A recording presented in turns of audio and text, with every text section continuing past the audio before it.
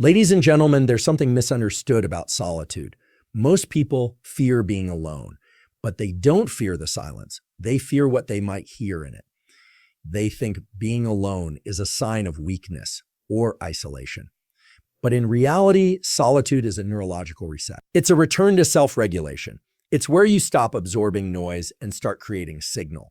The power of being alone is not about separation from the world. It's about recalibrating your internal world. Because when you're alone, your nervous system is no longer reacting to external social cues, facial expressions, body language, expectations. Instead, it begins to scan inward. And what it finds there becomes the blueprint for your future. Neuroscience shows us that solitude activates the brain's default mode network, a system responsible for reflection, self-awareness, and long-term planning. This is the network that doesn't fire when you're distracted by conversations, screens, or constant input. But when you're alone, especially in quiet environments, this network becomes dominant. You start to connect past experiences to future goals. You begin to process emotional patterns that were previously ignored. When you step away from the noise of daily life and enter solitude, something remarkable happens in the brain. The default mode network, DMN, a set of interconnected brain regions, becomes highly active. This network is responsible for self-reflection, introspection, memory consolidation, and envisioning the future. Unlike the parts of the brain that engage when you're interacting with the external world, processing tasks, reacting to others, or focusing on sensory input, the DMN comes alive when you're not externally occupied. It's the system your brain uses when you're simply being rather than doing. In solitude, without the pull of conversation, social media, or external demands, the DMN has the space to function at full capacity. This is when the brain starts making connections between past experiences, current emotional states, and future goals. You begin to process unresolved emotions, integrate lessons from past events, and mentally rehearse future scenarios. These are not just passive thoughts. They are crucial activities that allow the brain to organize and make sense of your inner life. Neuroscientific studies using fMRI scans show that when people are left alone to rest without external tasks, activity in the DMN spikes. This suggests that the brain needs downtime to process complex emotional and cognitive material. When that time is denied, when every moment is filled with stimulation or distraction, the brain has fewer chances to consolidate memories, regulate emotions, and generate insight. This can lead to chronic stress, emotional overwhelm, and a fragmented sense of self. Solitude allows the DMN to help you form a coherent personal narrative. It strengthens your sense of identity because it creates the mental space necessary to examine your thoughts, values, and beliefs without external influence. It's during this inward state that you gain clarity about what matters most to you. Not what society expects, not what others want, but what you truly believe and desire. The activation of the default mode network is not about shutting down, it's about tuning in. And the more intentional your time in solitude, the more efficient and constructive your internal processing becomes. This is how silence becomes powerful. In that quiet space, your brain is doing some of its most meaningful identity-shaping work. Being alone provides a unique opportunity for the brain and body to return to a state of balance. When you are constantly engaged with others, whether socially, professionally, or digitally, your nervous system remains on alert, processing signals, interpreting tone, managing emotional responses, and regulating social cues. Over time, this persistent engagement can lead to mental fatigue, elevated stress hormones, and emotional depletion. Solitude, on the other hand, removes that external stimulation and allows your system to downregulate. This isn't withdrawal, it's recovery. When you are alone, your brain gets a chance to recalibrate. The levels of cortisol, the primary stress hormone, begin to drop. Without constant input from external sources, your amygdala, the brain's threat detection center, becomes less reactive. This allows the prefrontal cortex, responsible for reasoning and emotional regulation, to function with greater clarity. The reduction in external demands gives space for your parasympathetic nervous system, the branch responsible for rest and restoration, to take over.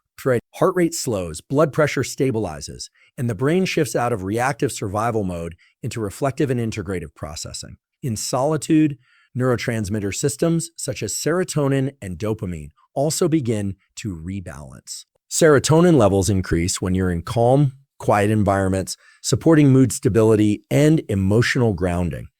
Dopamine, associated with motivation and reward, resets after prolonged stimulation, allowing your brain to become more sensitive and responsive to joy and satisfaction. This biochemical recovery is essential not only for mental clarity, but also for physical health. Being alone also helps regulate emotional patterns that might otherwise remain unconscious. When you're away from external distractions, feelings you've suppressed or ignored have the space to surface and be processed. This emotional digestion is key to long-term resilience. Rather than being overwhelmed by emotion, you learn to observe it, understand it, and let it pass. In this way, solitude becomes a space for emotional hygiene. Ultimately, spending intentional time alone allows your entire system neurologically and emotionally to return to equilibrium. It's not isolation or avoidance, it's a reset. A moment of stillness that strengthens your capacity to re-engage with life from a place of calm, presence, and power. Solitude becomes not just a preference, but a vital practice for neural and emotional health. Solitude plays a critical role in the development of personal identity because it strips away the constant feedback, expectations, and influence of the outside world. In the presence of others, your brain is continuously engaged in social calibration, adapting behavior, mirroring emotions, and monitoring for approval or rejection. While this is essential for connection, it can dilute self-awareness when it becomes constant. When you step into solitude, that social noise quiets, and what remains is the pure, undistracted voice of your own internal experience. This is where identity begins to form with intention. In neuroscience, the brain's default mode network becomes highly active in solitude. This network is associated with self-referential thinking, personal memory retrieval, and future planning. When you're alone, this system allows you to reflect on who you are, what you've been through, and who you're becoming. You're not reacting, you're integrating. Your mind has the space to ask deeper questions. What do I value? What drives me? What do I truly want? These questions are not often asked in the middle of conversations or distractions, but they emerge naturally in solitude. Without the pressure to perform or conform, your thoughts take on a more honest tone. You can identify beliefs that no longer serve you, emotional wounds that still influence your behavior, and aspirations that may have been buried under routine. Solitude creates the space for these internal signals to surface and be heard. And once you hear them, you begin to make conscious choices, not out of habit, but out of alignment with your deeper self. This inner awareness is foundational for building a stable, authentic identity. When you know yourself apart from roles, relationships, and social obligations, you gain a grounded sense of who you are, one that doesn't sway easily with outside opinions or circumstances. It becomes easier to set boundaries, make aligned decisions, and pursue goals that reflect your inner truth, not just external pressure.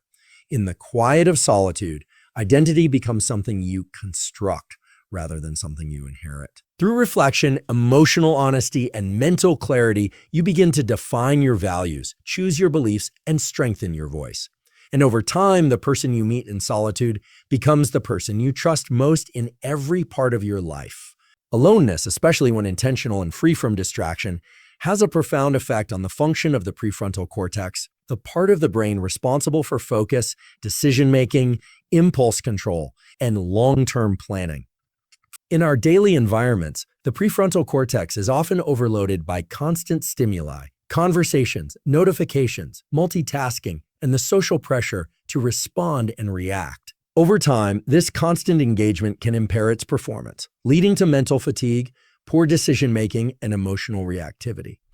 When you spend time alone, the external demands on your cognitive system decrease dramatically. This provides a critical opportunity for the prefrontal cortex to recalibrate and regain clarity. In solitude, you're no longer reacting to the expectations or judgments of others.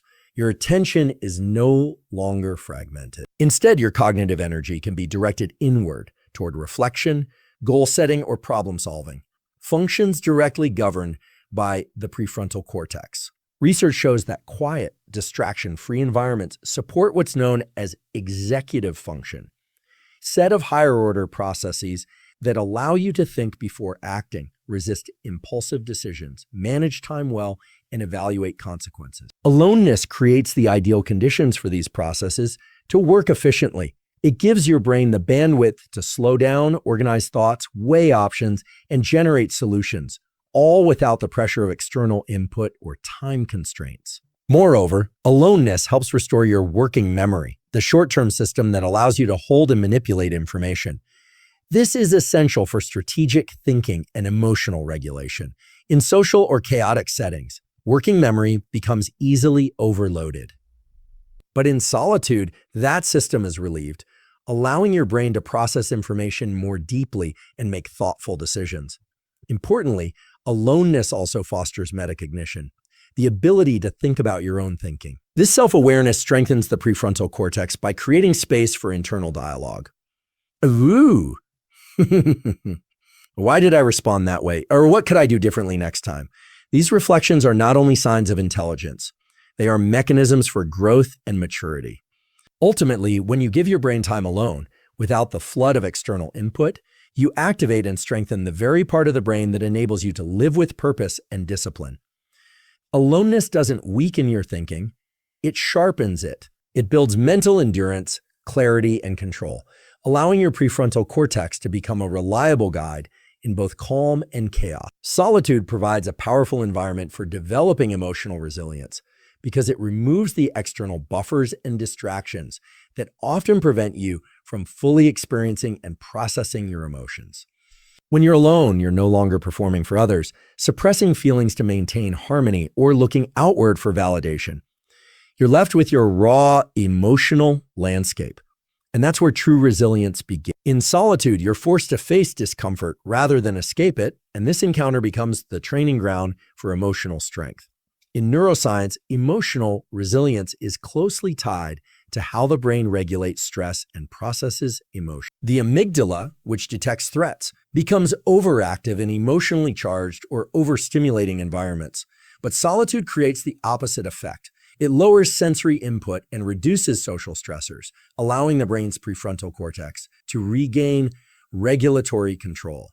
As this balance is restored, you're better equipped to observe your emotions without being overwhelmed by them. Over time, this practice strengthens the neural pathways associated with self-regulation. Being alone also provides the space for emotional clarity. Instead of reacting immediately to a difficult feeling, you begin to examine it. Where did it come from? What is it teaching me? What can I do with it? These are the kinds of reflective questions that build emotional intelligence. The ability to pause, reflect, and choose a response rather than being controlled by an automatic reaction is one of the hallmarks of resilience, and solitude trains that skill. Importantly, solitude allows you to experience that you can endure emotional discomfort and come out stronger on the other side. When you go through sadness, anxiety, or fear alone, and learn to stay grounded, you begin to trust yourself more. You no longer need constant reassurance or distraction. You become emotionally self-sufficient. This internal strength allows you to engage with the world from a place of confidence, not dependence. Resilience isn't built by avoiding pain. It's built by meeting it with presence. Solitude gives you the opportunity to do just that, over and over again. And with each experience, your emotional thresholds expand. You grow more stable, more calm under pressure, and more prepared to face life's inevitable challenges, not because you've hardened, but because you've learned how to hold yourself steady, no matter what storms may come. Alone time is not just a break from the world. It's the space where your deepest sense of vision and purpose begins to take form. In a constantly connected world, your mind is often pulled in dozens of directions at once, responding to other people's goals, schedules, and opinions. But when you step away from that noise and sit in solitude, your attention is no longer scattered. It becomes focused inward. And in that quiet space, you can begin to hear what truly matters to you. From a neuroscience perspective, when you are alone and undistracted, the brain's default mode network becomes highly active. This network is responsible for internal processing, imagination, and long-term planning. It helps you reflect on your past, understand your present, and envision your future. In solitude, these cognitive functions are no longer interrupted. Your brain can piece together insights, identify patterns, and begin to craft a narrative that is rooted in your values, not external influence. Vision and purpose don't arrive in chaos, they emerge in clarity. And clarity often comes when you're sitting quietly with your own thoughts. Alone time lets you evaluate what's meaningful and what's not. You begin to separate what you've been told to want from what you truly desire. This is not about fantasy. It's about alignment. You get to ask deeper questions. What kind of life do I want to build? Or what kind of impact do I want to make? These questions require uninterrupted space to surface and settle. Purpose is not something you stumble upon randomly. It's something that gets built with intention, and that process begins internally. It starts with noticing what energizes you, what challenges you, what keeps showing up in your thoughts when everything else goes quiet. That's what alone time offers, a mirror to your inner compass. Moreover, when you regularly spend time alone, you train your brain to stay connected to that vision, even when life gets busy. You become less reactive and more directed. You don't drift, you design. You don't just respond, you choose. Ultimately, alone time is where the scaffolding for purpose is built. It's where you develop the mental and emotional clarity to know not only who you are, but who you're becoming. And when you know that, every step you take begins to have direction. Here is the conclusion for the entire speech, titled, "Why Being Alone is So Powerful. In a world constantly demanding your attention, choosing solitude is not weakness. It's wisdom. It's the space where the brain recovers, the heart resets, and the mind realigns." Alone, you are not being disconnected. You are reconnecting to yourself, to your thoughts, your values, your purpose. Solitude sharpens the prefrontal cortex, strengthens emotional regulation, and activates the systems in your brain responsible for vision, memory, and growth. It gives you space to reflect, to process, to hear the truth beneath the noise. In that stillness, your identity forms, not shaped by opinions, but by clarity, not defined by others, but discovered by you. Being alone teaches you how to sit with discomfort, how to become your own source of strength, and how to move through the world with a calm, grounded sense of direction. It's where resilience is built, where identity is formed, and where purpose is born. So don't fear being alone, embrace it, lean into the silence, let it teach you, strengthen you, and build you. Because in that space, you become someone no noise can shake, someone led not by the world, but by inner wisdom.